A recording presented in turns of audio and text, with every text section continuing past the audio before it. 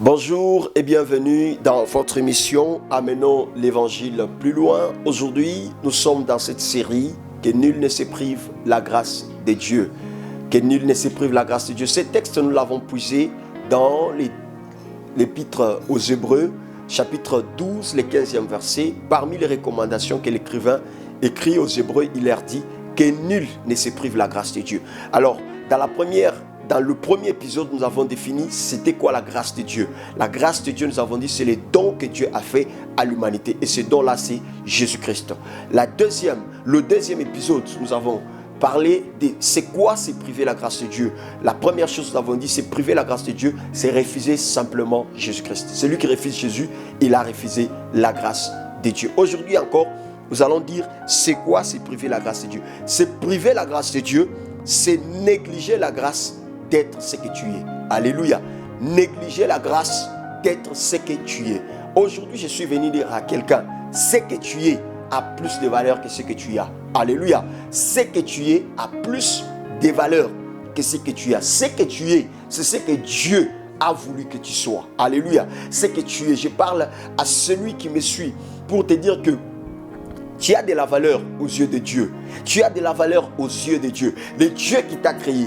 Quand tu lis en Genèse chapitre 2, la Bible dit, créons l'homme à notre image et à notre ressemblance. J'aimerais te dire que tu as été créé à l'image de Dieu et à la ressemblance de Dieu. Tu as été créé pour être comme Dieu. Et d'ailleurs, je peux aller plus loin pour te dire, tu as été créé pour être un Dieu. Parce que dans les psaumes, la Bible dit, ne savez-vous pas que vous êtes des dieux, mais vous mourrez comme des hommes. Alléluia. C'est pour dire à quelqu'un, ce que tu es est plus important. Dans l'épître aux Hébreux, chapitre 12, le 16e verset, la Bible dit, attention, ne menez pas une vie immorale, respectez les choses saintes, ne faites pas comme Ésaü qui, pour un seul repas, a vendu son droit de fils aîné. Alléluia. Vous savez, Ésaü, c'est le fils, l'un des deux fils de Jacob. Je disais, l'un des deux fils d'Isaac.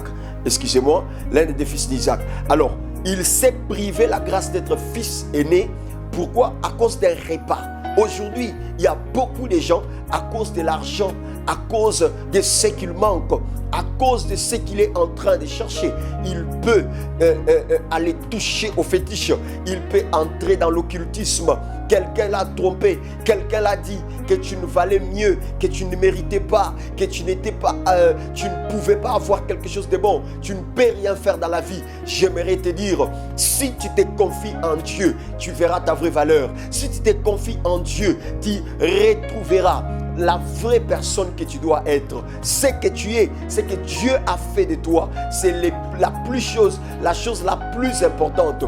Dieu a fait de toi un don. Dieu a fait de toi une grâce pour l'humanité. Dieu a fait de toi une personne importante. Aujourd'hui, il y a quelqu'un qui est dans le mariage, peut-être à cause de manque de l'argent. Tu veux quitter ce mariage. J'aimerais te dire non, ce que tu es est plus important. De toi, de bonnes choses peuvent sortir. De toi, de meilleures choses peuvent sortir. Souvenez-vous qu'il y avait une ville ou un village qu'on appelait Bethléem. Ce village n'était pas un village reconnu, n'était pas un village qui détenait des richesses, n'était pas un village qui avait de la valeur, mais c'est de ces villages-là que Jésus-Christ est sorti. J'aimerais te dire, le Dieu que je te parle aujourd'hui, c'est le Dieu qui peut sortir quelque chose d'important des choses viles. Souvenez-vous que Anne a dit ça en 1 Samuel chapitre 1er. Il dit, des choses viles, tu fais sortir quelque chose d'important. J'aimerais te dire, de toi peut sortir un grand, de toi peut sortir un géant, de toi peut sortir ce baobab qui va être le soutien de sa famille, de toi peut sortir celui qui va faire l'espoir de ta famille, de toi peut sortir celui qui sera l'espoir de toute l'humanité. La question, c'est comment le devenir. C'est accepter de recevoir Jésus. Si Jésus est dans ta vie, tu as plus de valeur que quiconque. Alléluia. Si seulement Jésus est dans ta vie, tu deviens ce que tu dois être. Ta vraie valeur est en Christ et non dans le monde. Ta vraie valeur est dans ce que Jésus a dit de toi et non ce que le monde dit de toi. Ta vraie valeur est dans la parole de Dieu. Ta vraie valeur est dans les Seigneurs. Alors, reçois Jésus comme Seigneur et Sauveur. Ainsi, tu ne te priveras pas de la grâce de Dieu. C'était votre émission. Amenons l'évangile plus loin. Abonnez-vous sur notre chaîne partager cette émission afin de ne rien manquer et pour aussi amener l'évangile plus loin.